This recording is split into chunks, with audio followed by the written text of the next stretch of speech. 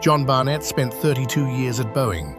A quality manager on the 787 Dreamliner, he uncovered shocking defects.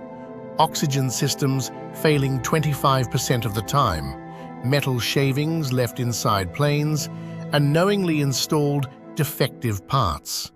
His testimony was chilling. "I wouldn't put my family on a 787. Boeing's response? Retaliation, demotion, forced retirement in 20